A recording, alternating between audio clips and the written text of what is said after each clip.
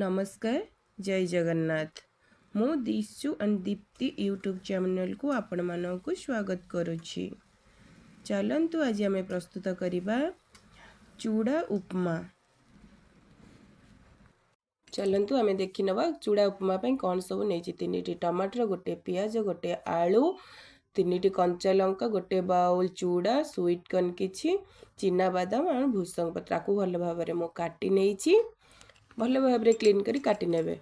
चलते भी आम कढ़ईटे बसई नवा, कढ़ई को हीट करी नवा।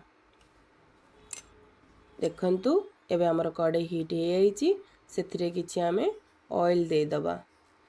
2 टेबल स्पून दियंतु। टिके जीरा दबा, पियाज दबा, टिके कंचा लंका दबा दे टिके फ्राई करी नवा।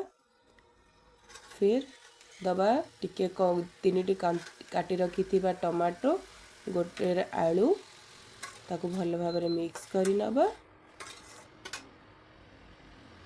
तापरे आम एबे दबा स्वीट कॉर्न। मो पाखरे जो परिबा सब अवेलेबल थिला मु से सब पकेइछि। एठी आपण माने एठी हम देई परिबे ग्रीन मटर, फूलकोबी, बीन्स ए सब आपण देई परिबे।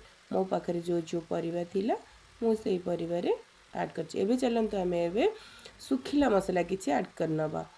गोटे चम्मच, गोटे छोट छोट स्पून हळदी पाउडर, गोटे चम्मच चिकन मसला, करी पाउडर किछि भी आपण पके पारिबे। आउ टिके कसूरी मेथी पके भल भाव में गोळेई नेबे। जेहेतु मेठी ग्रीन चिली पकेइछि तो सुखिला लंका गुंड एठी आपण माने अवॉइड करि नेबे, पकेइबेनी। सुखिला लंका गुंड भी देह पई भलो नु, सेथि लागि आपण अवॉइड कर नेबे। देखंतु 2-3 थर आपण भल भाव में गोळेई नेबे। भल भाव में गोळेइबा समय रे देखंतु तळे जेमिति न लागे। भल भाव में आम गोळेई नबा। 2-3 थर जेपर्यंत परिबा गुड़े सीझिनी से पर्यंत आम भल भाव में गोळेई नबा। देखंतु केते सुंदर कलर आसी गलानी। परिबा भी बहुत सीझी गलानी। जे पर्यंत परिबा सीझिनी से पर्यंत आम एमती सेम प्रोसेस रे गोळौथिबा, तार तळ जेमिति न लागे ध्यान देबे। ताको भल भाव में चलंतु गोळेई नबा। एबे चलंतु आम चूड़ा धोई रखिथिबा चूड़ा को भल भाव में धोई नेबे 2-3 थर। जेतेबेले भल पानी आसी जिवो सेतेबेले आपण एबे चूड़ा देई दबा। भल भाव में चूड़ा गुडी को देइकरी गोळेई नबा, मिक्स कर नबो। जेहेतु सब मसला पड़ी सब जिनस ता सहित जेमिति मिक्स हो जिबा दरकार। चलंतु आम एबे चलंतु सब चूड़ा मु धोइकरी पकेई नेली। एबे आमे भल भाव में आकु गोळेई नबा। गोळेइले सब जिनस मिक्स हेले भल लागिबो। चलंतु आपण धीरे धीरे सब जिनस छाणी छुणी करिवे, बहुत भल लागिबो। चलंतु एबे आमे गोळेइबा।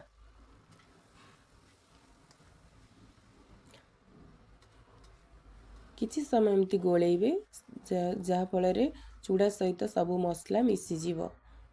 ये बहुत खाइबा को बहुत टेस्टी। आपण माने ट्राई करंतु, प्रस्तुत करी मते कहिबे केमिति लागुची। चलंतु एबे आमे देई दबा। मो एटी ब्राउन सुगर नेची। व्हाइट सुगर आपण माने धौला चीनी जेते अवॉइड करिवे भल। मो पाखरे जो चीनी अछि मो सेया को पकोछि। ये होछि ब्राउन सुगर। मु टिके यादरे ब्राउन सुगर देई दोछि। खाइबा अनुसार आमे चीनी एते खाउनु तो कम। टिके एथिरे आमे देई सल्ला परे भल भाव में आमे गोळेई नबा।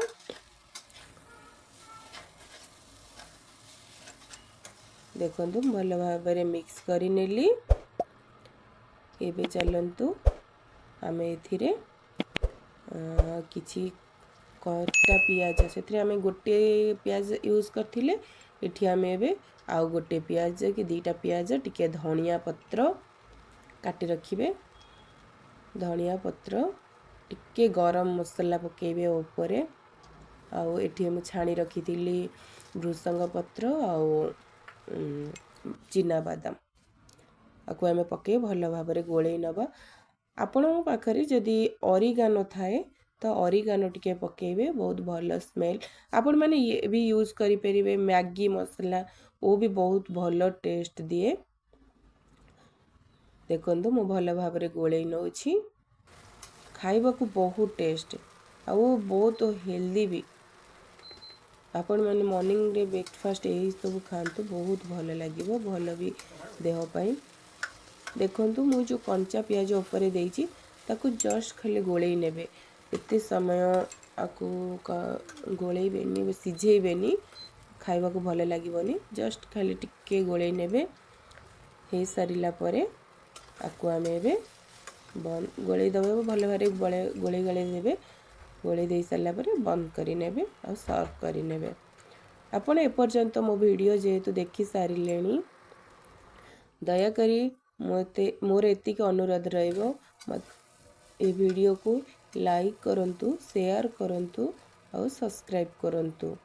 आपन को जदि मोर ये चूड़ा उपमा भल लगी थाए ताहले आपण आपण गोटे शेयर करिवे समस्तिंक सहित और सब्सक्राइब करिवे एतिक मोर अनुरोध रहिला।